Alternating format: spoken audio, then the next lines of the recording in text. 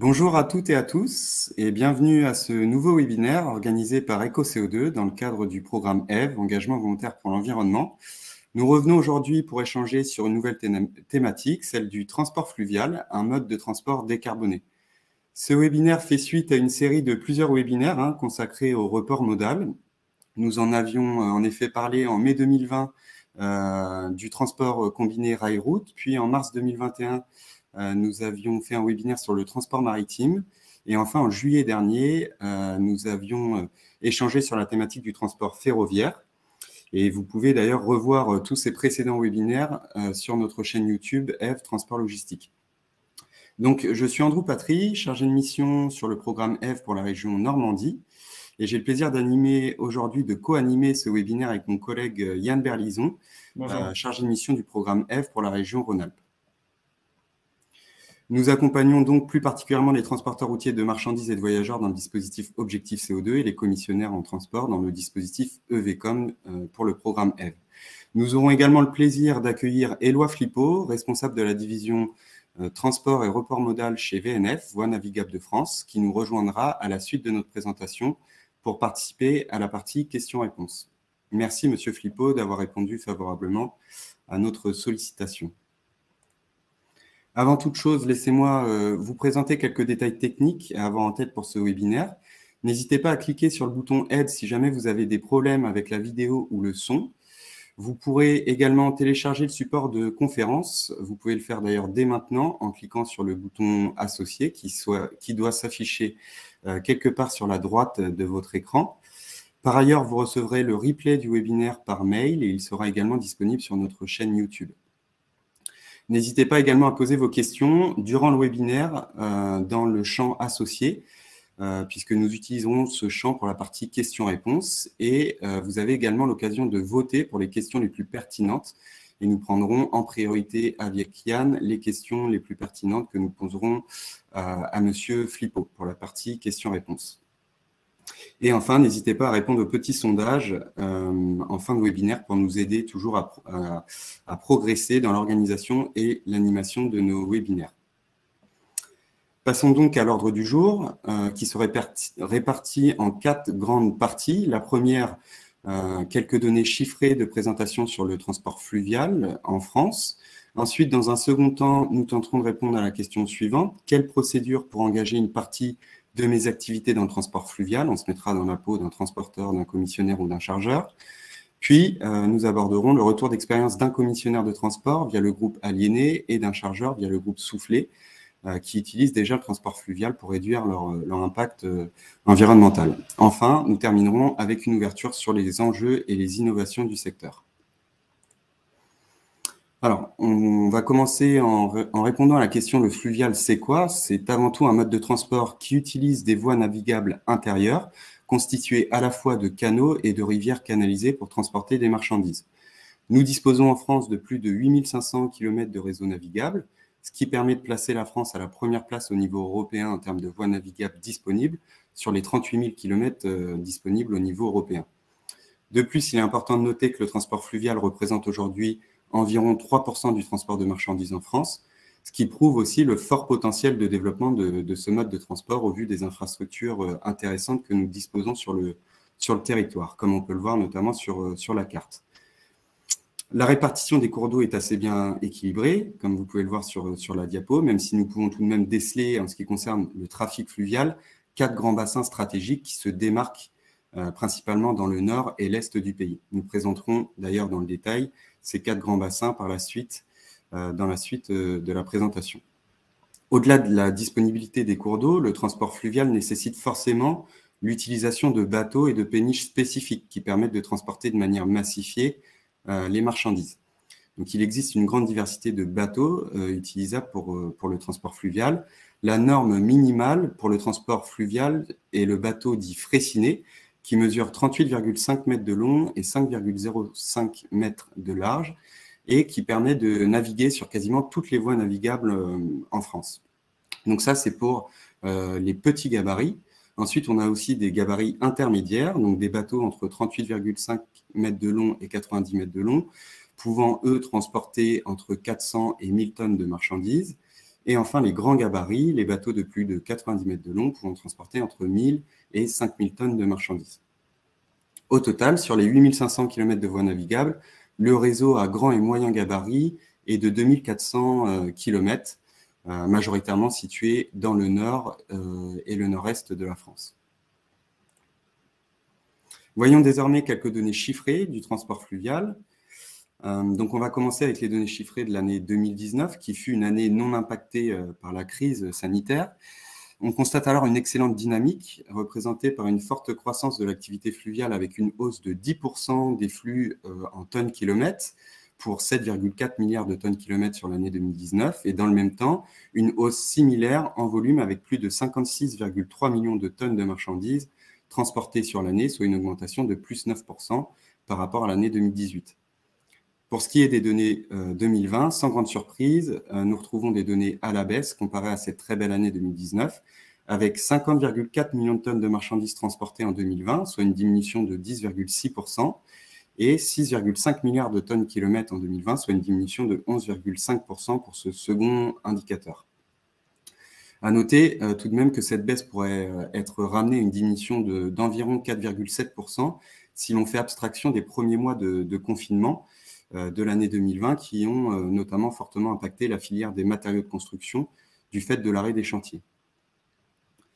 Enfin, on peut constater qu'en 2020, les deux filières les plus utilisatrices du transport fluvial sont sans grande surprise celle des matériaux de construction et celle de l'agriculture, avec respectivement 22,5 millions de tonnes de marchandises transportées en 2020 et 13,2 millions de tonnes de marchandises transportées en 2020 pour le secteur de l'agriculture.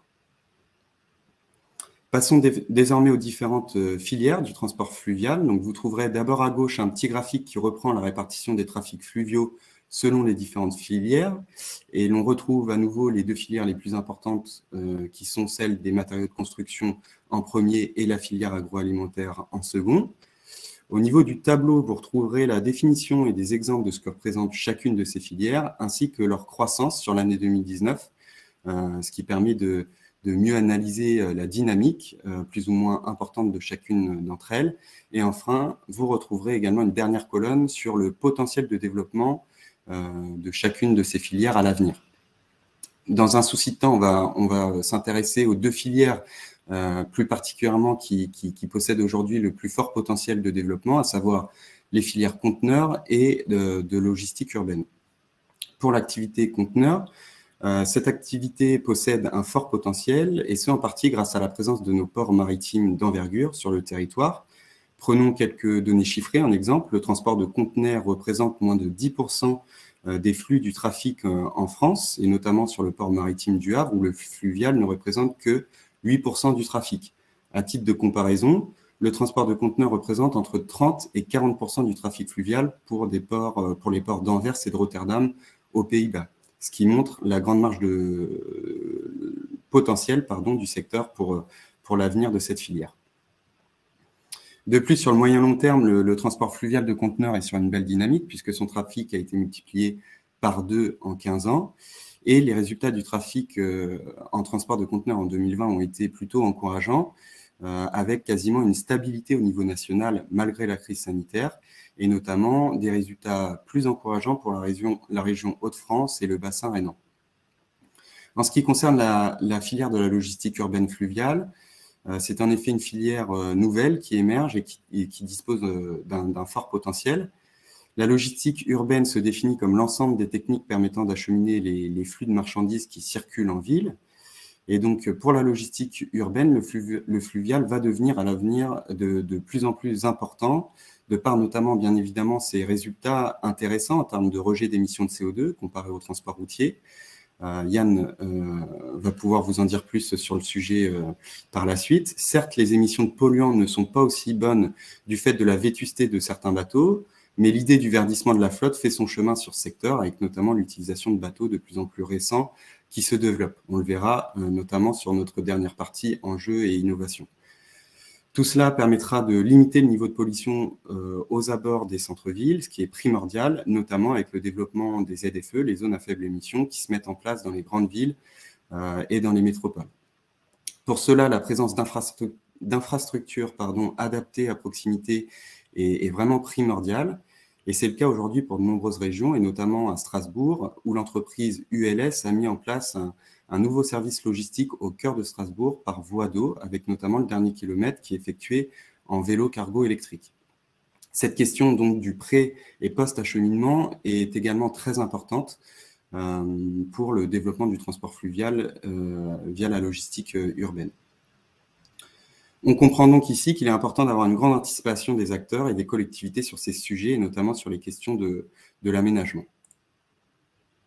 Passons désormais aux 4 principaux types de transport fluvial qu'il existe, et principalement aux types de conditionnement et de segments sur le mode fluvial. Le premier correspond au transport conventionnel, à savoir le transport de matériaux de construction comme les transports de bobines, les transports de matériaux de métallurgie, d'acier, de produits forestiers. Ces produits sont alors conditionnés dans le bateau en vrac, dans des cales ou des silos pulvérulents. Le transport conventionnel représente finalement l'ensemble des marchandises transportées à nu ou avec des emballages légers, et il fait toujours l'objet d'un chargement vertical. Le transport en vrac correspond principalement au transport de granulats et de céréales. Il correspond aux produits transportés directement dans la cale du navire ou dans les aménagements prévus à cet effet. À la différence du conventionnel, les marchandises ne peuvent être chargées de manière individuelle. Le troisième type de transport correspond au transport ro-ro, ce qui signifie grammaticalement roll-on, roll-off. Ce type de transport permet de charger ou décharger les navires accostés directement en roulant via une rampe d'accès. Cette rampe d'accès est mobile et permet un chargement et déchargement de la marchandise par tractage entre le bord et le quai, ce qui offre forcément des temps de chargement et déchargement plus rapides. Et enfin, le transport de conteneurs ou transport combiné, qui est le dernier type de transport fluvial qui correspond à tout type de marchandises transportées, du fait qu'elles soient conditionnées dans un conteneur. Passons désormais aux 4 grands bassins stratégiques pour le développement du transport fluvial en France. Commençons avec le bassin du Nord et du Pas-de-Calais, qui, compte tenu forcément de sa position géographique, possède des liens privilégiés avec notamment des pays frontaliers comme la Belgique, les Pays-Bas, et plus globalement avec le réseau fluvial nord-européen. Le réseau navigable dans le Nord possède plus de 680 km de voies navigables, dont 250 km pour les grands gabarits, qui sont répertoriés sur cette carte avec la couleur orange, notamment de Dunkerque à Lille, puis de Lille à Valenciennes. Et ces voies sont accessibles aux bateaux pouvant contenir entre 1500 et 3000 tonnes de marchandises. On peut repérer également le canal Seine-Nord-Europe en pointillé rouge, canal long de 107 km entre Compiègne et Cambrai, qui permettra de relier l'Oise au canal de Dunkerque. La fin des travaux pour ce canal est prévue pour 2028. Globalement, l'activité fluviale dans le Nord progresse ces dernières années, notamment grâce à la filière agricole et énergétique. Et le port de Dunkerque a notamment enregistré en 2020 un trafic fluvial record avec 3,3 millions de tonnes de céréales, ce qui correspond à une hausse de plus de 63% en volume comparé à l'année précédente. Et donc, lorsque le réseau n'est pas saturé, le réseau justement de voies navigables du Nord Pas-de-Calais assure le transport de plus de 12 millions de tonnes de marchandises par an, ce qui représente un peu moins du quart du trafic fluvial de l'année 2020 à titre de comparaison. Passons au second bassin, donc l'axe Seine, bien connu puisqu'il représente une forte part du transport fluvial au niveau national. En effet, le trafic fluvial sur la Seine représente plus de 50% du trafic fluvial national en tonnes-kilomètres et plus de 40% en tonnes transportées. En 2019, le transport fluvial représentait plus de 23,7 millions de tonnes de marchandises transportées sur le bassin de la Seine. Ce bassin possède au total plus de 1400 km de voies navigables, dont un peu plus de 400 km pour les grands gabarits, permettant notamment de transporter entre 2500 tonnes jusqu'à 5000 tonnes de marchandises. Sur ce territoire, la présence des ports est un atout considérable. Rouen est le premier port exportateur de l'Europe de l'Ouest en termes de céréales. Le port du Havre est lui considéré comme le premier port maritime français pour le trafic conteneurisé. Et enfin, le port de Paris est considéré quant à lui comme le premier port fluvial en France. Il est bien évidemment important de rappeler ici le rôle important d'Aropa sur l'axe Seine, qui a d'ailleurs officialisé la fusion des 3 ports au 1er juin 2021. Enfin, pour l'activité sur ce bassin en 2020, on constate une baisse d'environ 10% sur les deux principaux indicateurs, en tonnes transportées et en tonnes kilomètres, ce qui équivaut donc à un trafic fluvial proche de ce que l'on avait en 2018. Le troisième bassin est celui du Nord-Est, qui dispose de 1037 km de voies navigables. Ce bassin est également très important, notamment pour les relations commerciales avec l'Europe de l'Est. Et le Rhin représente d'ailleurs environ les 2 tiers de la navigation fluviale en Europe. En termes de flux, le bassin rhénan représentait en 2018 près de 22% du trafic fluvial français. Ce bassin qui comprend le port rhénan de Colmar, le port de Mulhouse et le port autonome de Strasbourg. À noter également que les ports rhénans de Mulhouse et de Colmar sont d'ailleurs respectivement 2e et 3e ports fluviaux de France.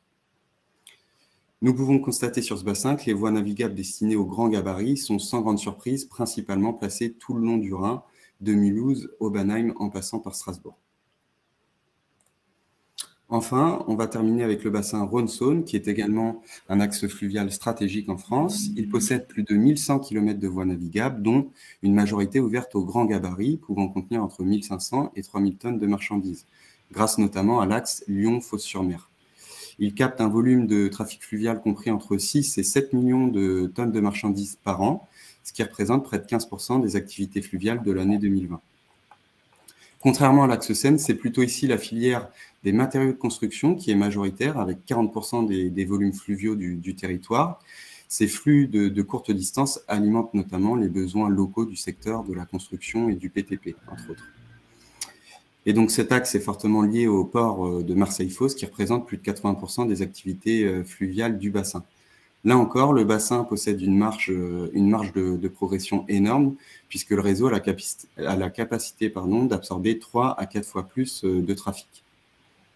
Yann, je te laisse maintenant la parole sur les avantages et les inconvénients du transport fluvial.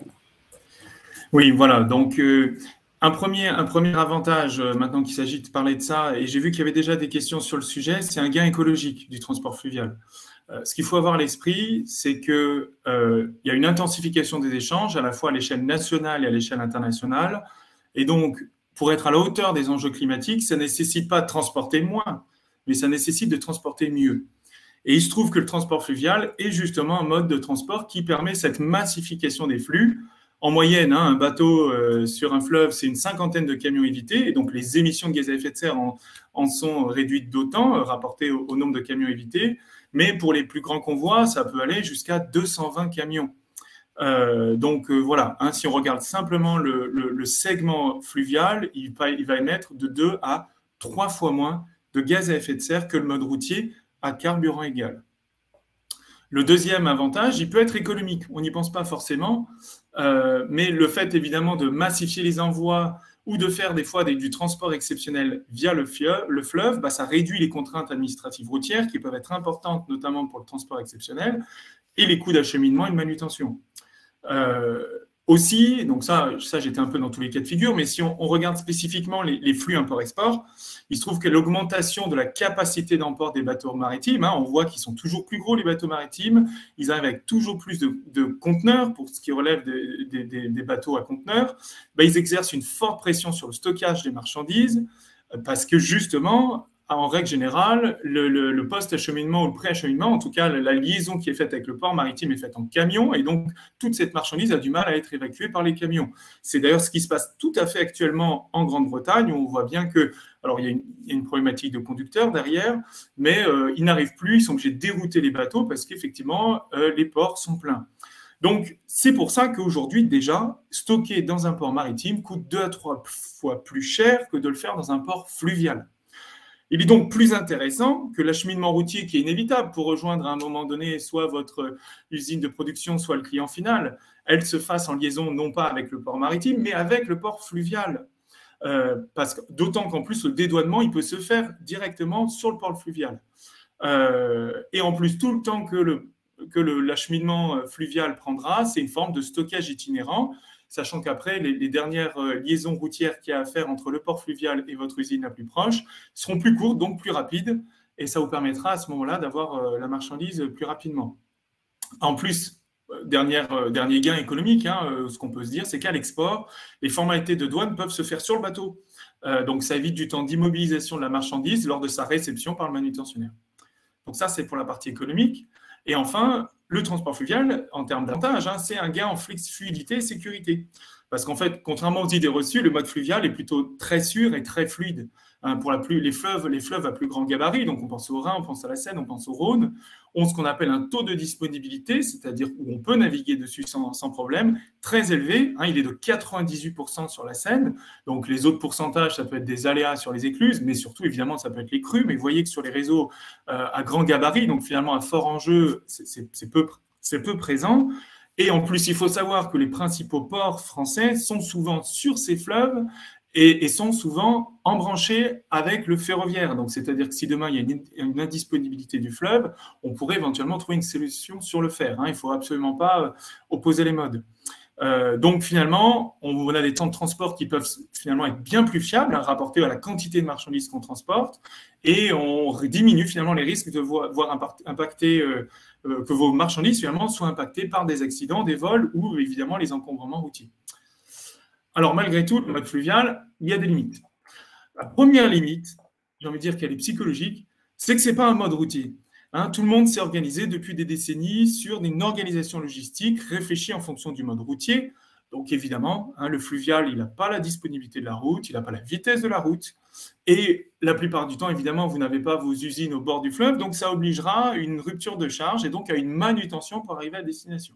C'est forcément une limite si on reste dans la configuration actuelle, parce qu'évidemment, la localisation des plateformes logistiques a souvent non pas été pensée par rapport au fleuve, mais par rapport à des nœuds routiers. Donc, c'est vrai qu'aujourd'hui, si on continue dans ce type de logique, le fluvial est toujours plus disqualifié que la route. La deuxième limite, c'est que, en tout cas pour les flux import-export, le transport fluvial fait l'objet de frais de manutention au terminal qu'on appelle THC, c'est les Terminal Handle Charges, et c'est quelque chose, bon, c'est anecdotique, mais c'est malgré tout des frais que n'a pas le transport routier ou le transport ferroviaire, parce que pour eux, les charges sont supportées par les compagnies maritimes. Donc ça, c'est un petit inconvénient. Et enfin, un dernier inconvénient dont Andrew a déjà parlé, c'est que si les performances du transport fluvial sont bonnes en matière de gaz à effet de serre, l'impact du fluvial sur la pollution atmosphérique n'est pour le moment pas forcément favorable sur l'ensemble des polluants atmosphériques, notamment les particules moléculaires et les plus fines d'entre elles. C'est pour ça qu'il y a un véritable enjeu d'une modernisation de la flotte fluviale qui est en cours et qui sera évoqué notamment à la fin du webinaire. Donc, finalement, maintenant, comment s'engager? Quelles sont les grandes étapes à grands traits pour mettre en place du transport fluvial? Alors, je vais d'abord commencer pour le cas du transport national, France. Voilà, évidemment, la première étape, c'est que vous êtes déjà dans l'idée qu'il y a un potentiel sur les flux que vous avez l'intention d'affréter ou que vous affrétiez déjà en routier. Il faut déjà qu'ils soient massifiés, qu'il y ait une certaine quantité, donc, et que le donneur d'ordre et, dans le meilleur des cas, le client, soit bord à voie d'eau ou non loin, et dans l'idéal, s'ils sont loin de la bord à voie d'eau, qu'ils sont embranchés avec du ferroviaire par rapport à cette voie fluviale. Le cas contraire, plus la portion routière est importante, moins le mode fluvial sera intéressant. La deuxième étape, qui aurait pu venir en même temps en réalité, qui finalement coule tout le long de ces étapes-là, c'est de faire appel à l'expertise de conseillers logistiques. Il faut savoir que Voies navigables de France met à disposition des conseillers logistiques pour tout besoin d'expertise fluviale, et c'est notamment VNF qui déploie le plan d'aide au report modal, qu'on appelle aussi PARM, et dont l'objet est justement d'accompagner les expérimentations de manière technique et financière, toutes les études de faisabilité pour savoir si un flux peut être viable en mode fluvial. Au-delà des conseillers de logistique de VNF, il peut y avoir les groupements de ports tels que Aropa ou les agences de développement telles Medlingport ou Learningport qui peuvent aussi proposer des services de conseillers logistiques. Alors là, pour le coup, notamment pour les questions opérationnelles telles que quels sont les services des différentes plateformes aéroportuaires, les offres foncières à bord à voie d'eau, les services de transport disponibles, etc. Donc évidemment, ce doivent être très rapidement vos interlocuteurs dans cette optique de passer, ou en tout cas d'expérimenter un mode fluvial. La troisième étape, avec l'aide évidemment des conseillers logistiques, c'est de trouver cet accès à la voie d'eau, avec différentes options sur la table. Première option, qui est finalement peut-être, qui peut paraître assez simple, c'est d'utiliser le quai de quelqu'un d'autre, un quai privé, soit d'un chargeur ou bien d'un commissionnaire de transport, qui aurait donc déjà tous les outils et le personnel pour la manutention, et donc derrière, s'il a un créneau disponible, pourrait éventuellement les mettre à votre disposition. Donc ça, c'est un quai privé. On peut aussi évidemment passer par un quai public. Hein. Donc ça veut dire public qu'ils appartiennent au port, à VNF, ou pour ce qui relève du Rhône, à la Compagnie nationale du Rhône. Donc ces quais-là peuvent être occupés ponctuellement pour une durée définie, et derrière, ils comprennent souvent les équipements et les prestations. Donc après, charge à vous de choisir le bon quai par rapport à ces prestations, et évidemment à la zone géographique d'où viennent vos flux. Et la dernière option, c'est faire l'acquisition évidemment d'un appontement privé. Alors évidemment, ce n'est pas quelque chose qu'on va conseiller dans un premier temps, hein. C'est plutôt pour si vos flux ont fait leurs preuves et que vous avez effectivement de gros besoins, là vous avez fait l'acquisition de vos propres quais. Une fois que vous avez cet accès, maintenant reste à savoir qui achemine la marchandise. Donc là, effectivement, il y a l'option la plus simple, c'est de contacter les opérateurs fluviaux, donc des bateliers. Alors c'est souvent des petits artisans, donc c'est toujours plus simple de contacter les coopératives qui les fédèrent, telles que CFT, SCAD, Coalis, Eurobarging, etc. Et donc ce sont ces coopératives qui vont vous informer sur leur prix et leur disponibilité. La deuxième option, hein, mais plutôt à moyen terme, je dirais d'acquérir directement un bateau pour assurer directement le transport. Et là encore, il y a des aides, mais VNF pourra vous en expliquer, via les certificats d'économie d'énergie ou via un plan d'aide à la modernisation, à l'innovation de la flotte, si c'est le remplacement de bateaux existants. En tout cas, voilà, on peut aussi acquérir un bateau.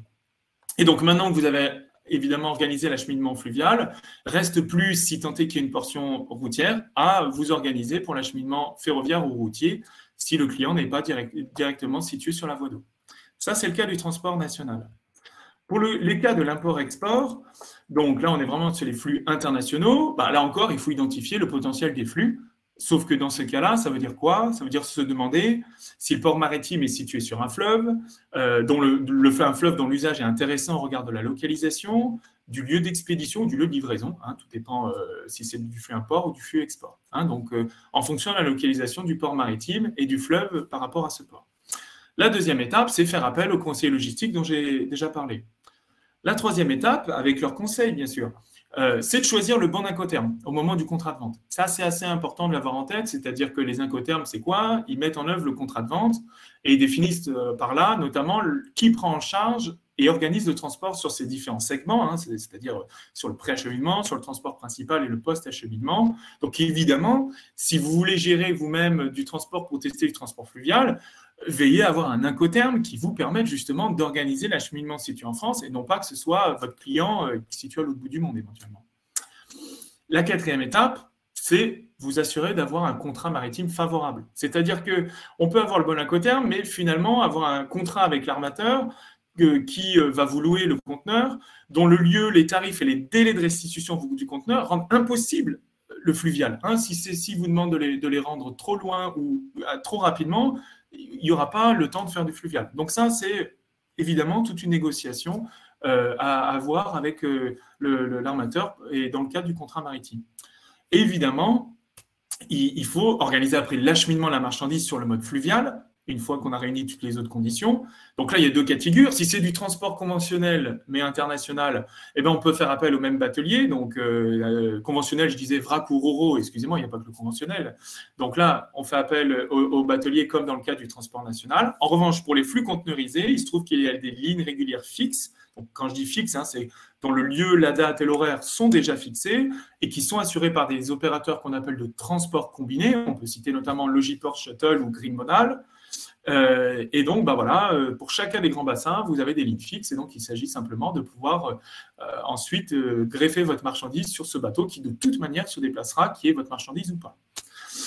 Et donc après, dernière étape, comme pour le transport national, il ne vous reste plus qu'à organiser le dernier acheminement, soit le premier, soit le dernier acheminement routier qui permettra de relier le client final ou votre usine initialement. Voilà, donc maintenant qu'on vous a expliqué un petit peu ce qu'est le transport fluvial, ses avantages et dans les grands traits, quelles sont les grandes étapes pour le mettre en œuvre, on a voulu vous faire le retour d'expérience d'un chargeur et d'un commissionneur de transport. Et pour ma part, je vais vous parler du groupe Alenia. Donc le groupe Alenia, c'est un grand groupe de transport de plus de 800 salariés qui, il se trouve, pour ses activités de transport de marchandises, vient d'obtenir le label Objectif CO2. Donc, il se trouve que sa filiale, qui est la division Alenia Overseas, organise notamment du transport fluvial pour les flux nationaux ou internationaux. Donc, dès qu'ils doivent organiser du transport de conteneurs, ils sont basés à Mâcon, hein, donc ils sont plutôt sur le sillon Rhône-Saône. Ils essaient, eux, de proposer une solution fluviale depuis ou vers le port Édouard Herriot, donc avec des lignes de transport combinées à horaires fixes et dates fixes et lieux fixes, en liaison donc avec ces flux-là. Donc, ils nous ont fait part en termes de retour d'expérience que finalement, pour convaincre les clients, ils mettaient justement en avant leur expertise en tant que commissionnaire de transport.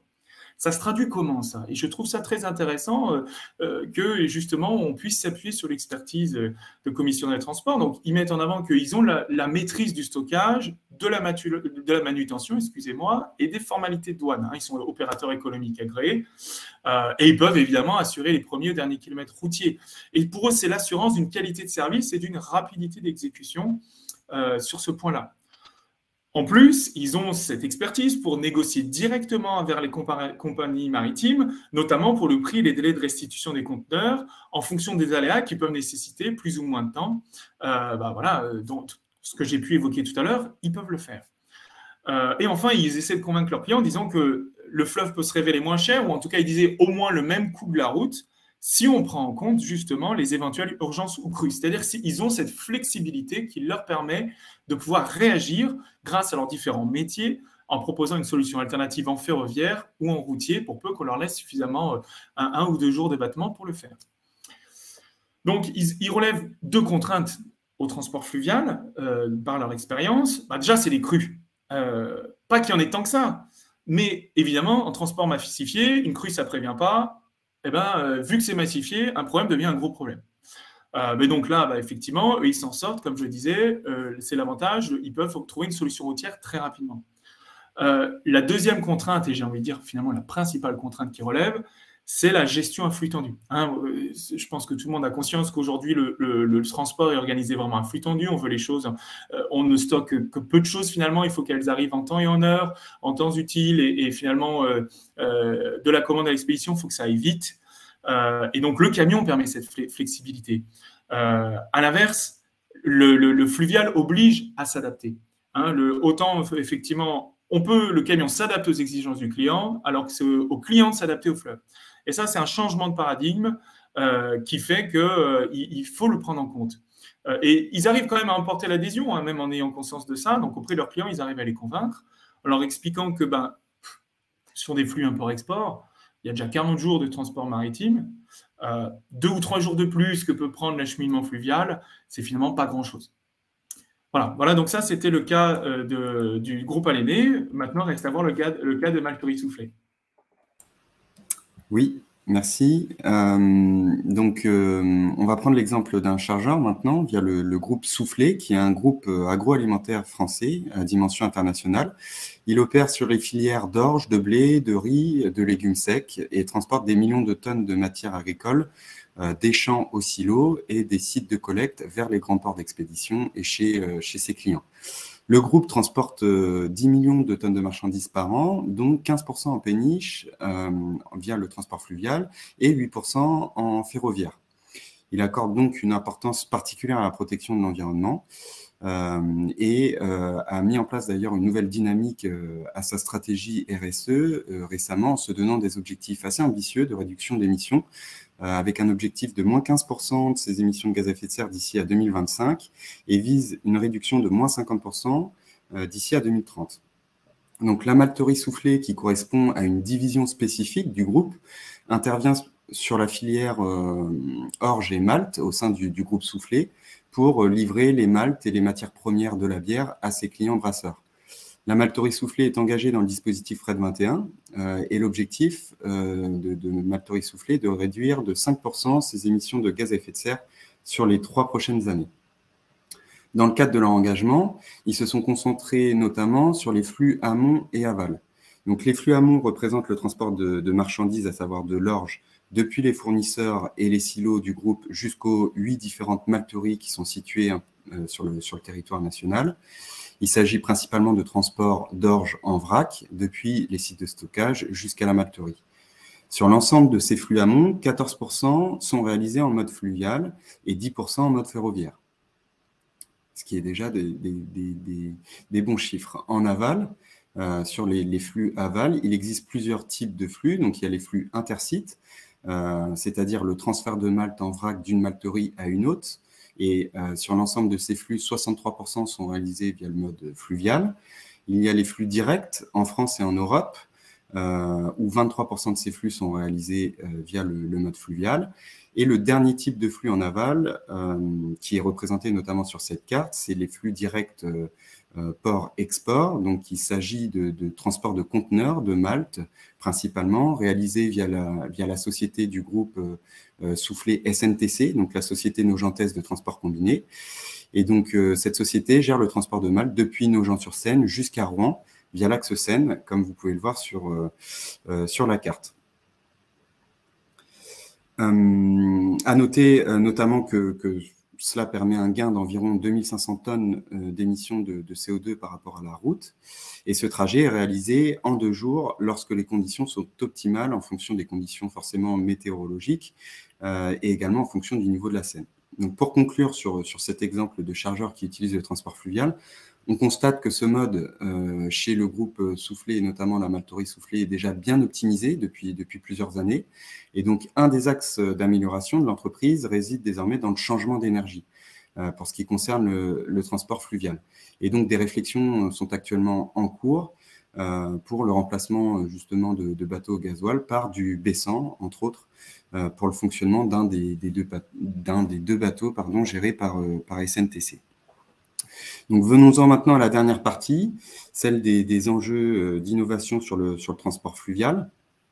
Donc, parmi ces innovations, on peut mettre en avant le système de bornes intelligentes de distribution d'eau potable et d'électricité qui est mis en place depuis juillet 2018 sur l'axe Seine. VNF, en partenariat avec Aropa, a lancé ce service sur la Seine entre Le Havre et Paris pour les bateaux notamment de commerce. Et donc, ces alimentations électriques servent pour les bateaux notamment en escale ou en attente et viennent remplacer les groupes électrogènes qui sont actuellement utilisés à bord et qui sont nécessaires au fonctionnement des équipements domestiques et de sécurité, entre autres. Donc, cela permet de réduire les émissions, mais également la réduction des nuisances sonores, qui peut être importante à proximité des villes. Et aujourd'hui, le projet est de développer un réseau de 78 bornes, dont 68 concerneraient le fret. Enfin, parmi les innovations, le verdissement de la flotte est un des axes d'amélioration importants dont on a parlé avec Yann tout le long de ce webinaire. Plusieurs essais sont en cours, notamment sur le GNV et le bio-GNV. Notamment, un consortium a été créé en Île-de-France, réunissant plusieurs acteurs, dont l'ADEME, la région Île-de-France, VNF, Aropa, pour ne citer qu'eux, afin de créer un projet pilote pour la conception d'un pousseur au GNV qui permettrait de relier Mantes-la-Jolie au centre de Paris. Et d'autres expérimentations sont en cours, notamment menées par GRDF et la région Île-de-France, pour la remotorisation de 150 bateaux au biométhane, qui est prévu à terme. Le B100 fait également partie des énergies nouvelles à l'étude pour le transport fluvial. L'opérateur CFT a souhaité expérimenter l'utilisation du biocarburant B100 dans le cadre de sa démarche RSE, et une expérimentation de 6 mois a donc été mise en place dans le courant de l'année 2020. Et enfin, l'hydrogène est également une piste intéressante. Et à ce titre, le groupe Sogétrans va construire un bateau fluvial naviguant à l'hydrogène qui sera dédié notamment dans un premier temps à la navigation sur la Seine. Et ce bateau fonctionnera donc via une pile à combustible hydrogène comprimé. Et donc, à partir de fin 2021, ce bateau pourra être exploité pour une expérimentation de 18 mois. Et enfin, le projet e-barge par rapport à l'hydrogène est également mis en place depuis fin 2019. L'étude comprend une première phase pour valider le système de pile à combustible à hydrogène, et ce projet vise à adapter la solution hydrogène à des automoteurs, des bateaux de petits gabarits comme les Freycinet. Donc le projet pourrait être mené sur le canal des Deux Mers dans le sud-ouest à l'horizon 2022. Voilà, on a voulu enfin, pour conclure, vous mettre en avant les synergies et comment le programme peut vous aider à justement être une prise de décision, une prise de conscience en tout cas de l'impact d'un acheminement fait en routier, un acheminement fait en fluvial. Donc, brièvement, hein, juste le programme, je pense que vous le savez maintenant, c'est un programme volontaire porté par l'ADEME, par les organisations professionnelles de transport et par EcoCO2 qui vise à la réduction des émissions de gaz à effet de serre de toute la chaîne transport logistique.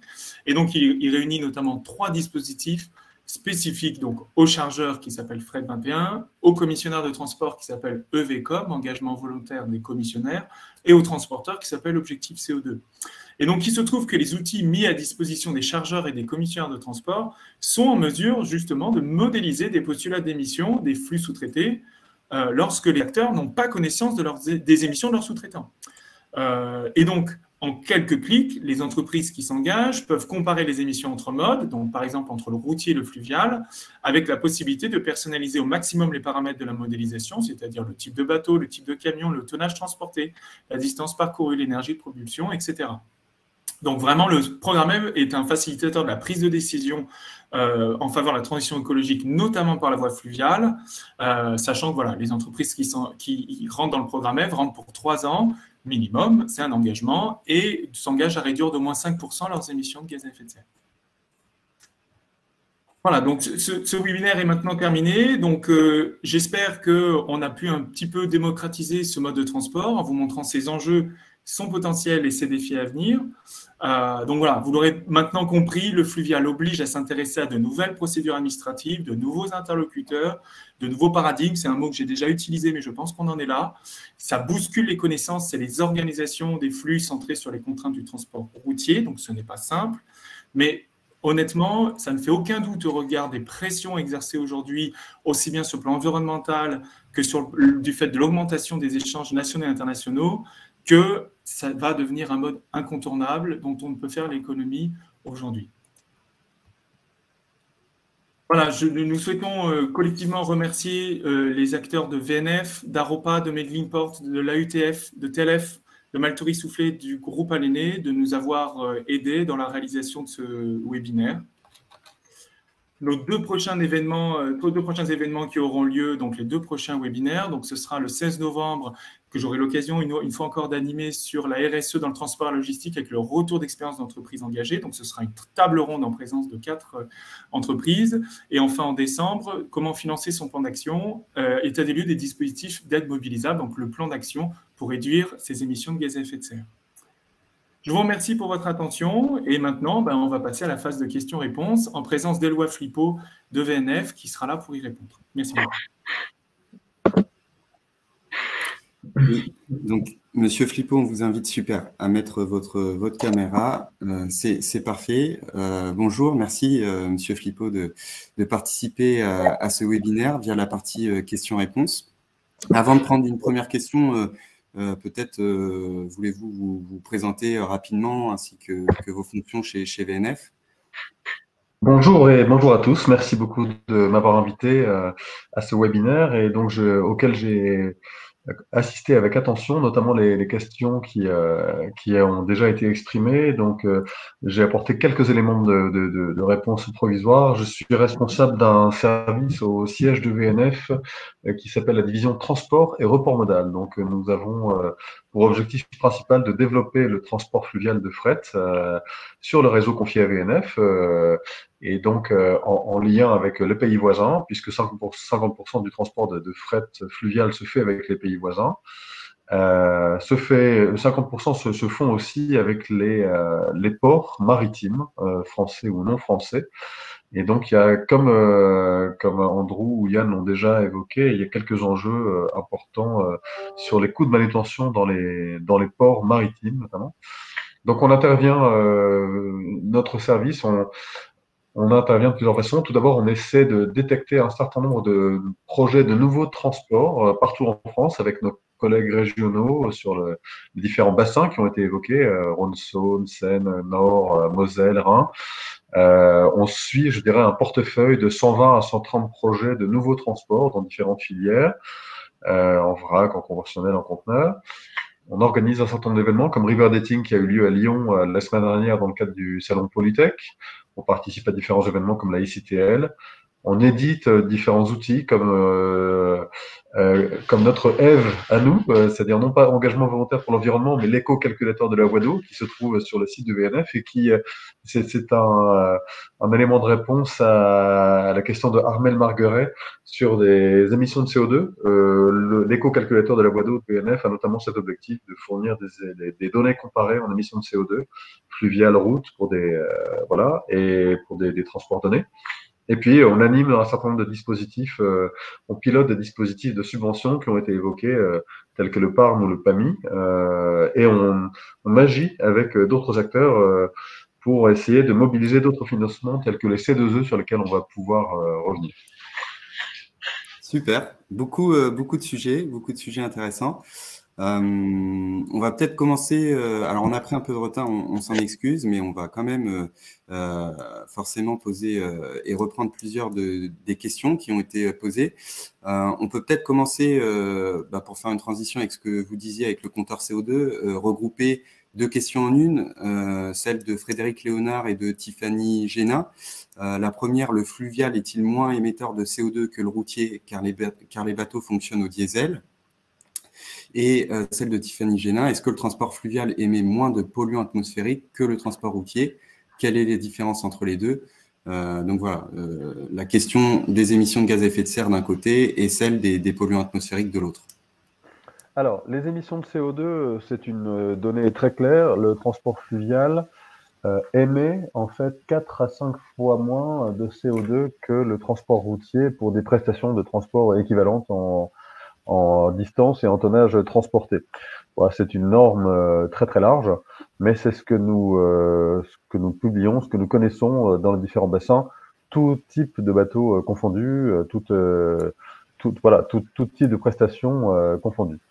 Concernant les émissions de polluants atmosphériques, comme mon collègue Olivier Burel l'a très justement remarqué, les polluants atmosphériques sont de plusieurs sortes, sont de plusieurs types, et il y a certes les polluants issus des moteurs, et les moteurs fluviaux sont ce qu'ils sont, c'est-à-dire que ce sont des moteurs qui, tout d'abord, ont des durées de vie très longues, donc sont parfois relativement anciens et pas, voilà, et ils n'offrent pas, je dirais, nécessairement les performances les plus élevées en termes de polluants atmosphériques. Mais il y a aussi d'autres polluants atmosphériques qui sont notamment les particules fines issues de l'usure des pneus ou de l'usure de la chaussée. Et ça, ce sont des particules fines qui n'existent pas dans le fluvial. Donc, je dirais, voilà, il y a une certaine forme d'équivalence sur la performance des moteurs entre fluvial et routier. Mais par contre, le fluvial offre un net avantage sur les particules qui n'existent pas sur l'usure de l'infrastructure et sur l'usure des pneus, tout simplement. Super, merci pour cette réponse. On peut enchaîner avec une autre question qui a eu plusieurs votes, celle de Louis de Monico. À partir de quelle distance d'acheminement le transport fluvial devient-il rentable et pertinent par rapport notamment au transport ferroviaire et routier? Difficile de donner une norme puisque c'est vrai, on a coutume de penser que le transport fluvial n'existe que sur des longues distances. En fait, c'est de moins en moins vrai. De plus en plus, et vous l'avez évoqué, il existe maintenant des systèmes, des offres logistiques de distribution urbaine sur des distances très courtes. Par exemple, la logistique du groupe Casino, les supérettes Franprix, le groupe Casino et plus précisément le groupe XPO qui en est le chef d'orchestre depuis 2012. Eh bien, cette logistique consiste à approvisionner tous les matins une centaine de supérettes Franprix dans Paris, et ce avant 8 heures chaque matin, chaque jour. Et en fait, la distance fluviale de cette logistique, c'est à peu près de mémoire 30 km, grand maximum. Donc vous voyez, c'est une logistique qui est compétitive, bien sûr, qui intègre les aides à la pince qu'on a évoquées par écrit. Mais c'est une logistique qui est équilibrée. Et on a plusieurs cas en France de systèmes, de logistique fluviale sur des très courtes distances, 5 km, 10 km, 30 km. Bien sûr, il y a aussi des logistiques beaucoup plus longues, comme les transports de céréales sur la Seine, sur 300 et quelques kilomètres, sur le Rhône aussi. Mais de plus en plus, on est sur des distances plus courtes. Ce qui fait écho aussi à ce dont on parlait, la filière logistique urbaine qui est en voie de développement également. Absolument, absolument. La distribution urbaine, il y a certes Franprix pour un client, mais il y a Fludis qu'on a évoqué, le bateau électrique Fludis qui existe depuis 2019. Il y a les barges Zulu qu'on a pu évoquer aussi, qui sont des pontons à niveau des quais avec une timonerie réduite au minimum pour ne pas obérer la cale de chargement, et dont un exemplaire sera livré par Sogestran au mois de mars 2022 avec une propulsion électrique alimentée par pile à combustible. Et ça, ce sont des nouvelles distributions urbaines qui en fluvial qui se lancent. On a évoqué tout à l'heure, vous avez évoqué ULS, évidemment, Urban Logistics Services à Strasbourg. Et ULS est attributaire d'un appel d'offres de VNF pour l'attribution d'un quai à Lyon pour développer le même type de logistique dans Lyon. Et donc, ce sont différents concepts, plus que des concepts de réalisation de distribution urbaine qui se déploient dans plusieurs agglomérations. C'est tout récent, à la fois à Strasbourg et à Lyon, du coup. Si je peux me permettre de compléter, c'est vraiment un complément. Ce qu'on peut peut-être répondre aussi à cette question, il n'y a pas de distance minimale, mais il y a du coup un prérequis malgré tout lorsqu'on est sur du transport, en tout cas national, c'est qu'à un moment donné, il y a au moins le client, ou en tout cas vous, expéditeur, qui soyez bord à la voie d'eau. Hein, c'est le cas de la logistique urbaine, le client est bord à la voie d'eau, puis à un moment donné, il faut arriver à partir de quelque part. Donc Franprix s'est rapproché, il y a Ikea qui aussi est en train de faire une plateforme logistique pour Paris aussi, bord à voie d'eau. Donc, il y a quand même cette condition minimale de se dire le client final est lui aussi proche de cette voie d'eau-là et qu'on a une quantité suffisante, évidemment, et régulière de marchandises à acheminer par la voie d'eau.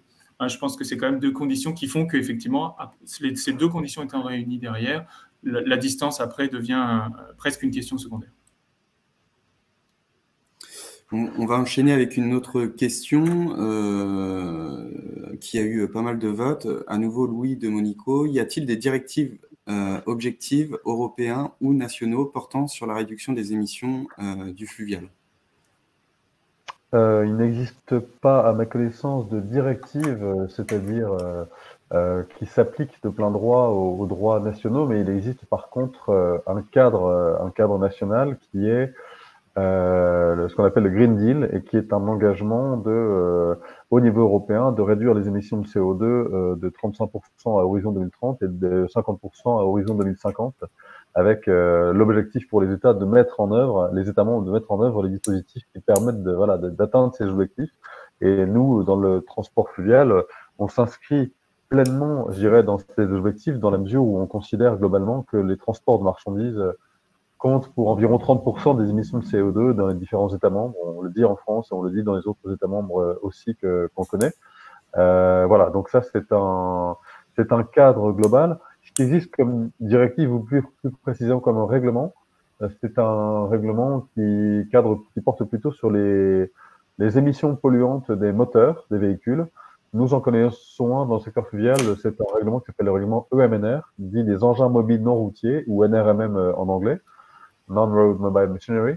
Et ça, c'est un règlement qui impose des minima assez stricts, assez sévères à tous les engins mobiles non routiers, dont les bateaux fluviaux, en termes d'émissions polluantes. Et donc, qui motive, qui a déclenché une dynamique assez forte de verdissement des motorisations, ce dont vous avez parlé, et donc que nous, VNF, on accompagne soit en phase de R&D, de prototypes ou alors d'équipements, notamment de rétrofit de bateaux existants, avec des moteurs qui atteignent ces standards qu'on appelle le Stage 5. Et le Stage 5 équivaut peu ou prou à un niveau qui se situe entre le MNR 5 et 6 au niveau du transport routier. Enfin, tout ça est assez technique, je suis désolé, mais on est parti sur un champ réglementaire, donc je me suis un petit peu lâché. Pas de problème, pas de problème. On va essayer de reprendre 2 ou 3 questions parce que c'est aussi un peu de notre faute. On a un peu dépassé le délai.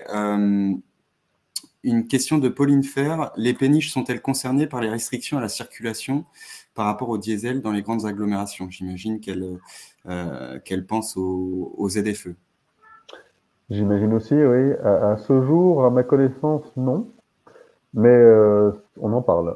Les agglomérations en parlent. Les conseils municipaux des grandes agglomérations, clairement, en parlent. Je devine pourquoi Madame Fer pose la question. On se connaît indirectement et voilà, elle est voilà, concernée par des transports, notamment en milieu urbain. Donc, on en parle. Mais encore, à notre connaissance, rien n'est acté vraiment dans aucune grande agglomération.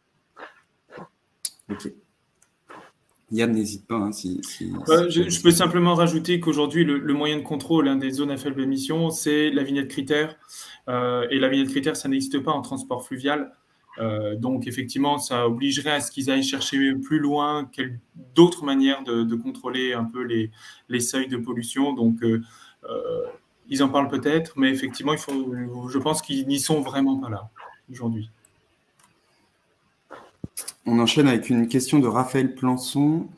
Existe-t-il un logiciel de cartographie permettant de calculer les kilomètres réalisés en mode fluvial en Europe? Alors, j'ai vu que Marlène lui avait répondu via le site d'Ecotransit. Oui, alors on est un peu faible là-dessus. Il existe un logiciel européen de calcul d'itinéraire fluvial qui s'appelle PC Navigo, mais qui est payant. Nous, en fait, nous offrons un site, enfin sur notre site, un calcul d'itinéraire fluvial, mais je suis désolé de le dire, pour l'instant, il est français, il est franco-français, mais il est complet par contre. Il est complet, il est fiable, voilà, il est tout à fait fiable, il est garanti par VNF, il est disponible sur le site VNF dans la rubrique Naviguer comme professionnel. Vous avez accès au calcul d'itinéraire fluvial où que ce soit en France, de n'importe quelle frontière à n'importe quel port, du nord au sud, de l'est à l'ouest. Ça vous donne la distance, la durée, le nombre d'écluses, et c'est régulièrement mis à jour.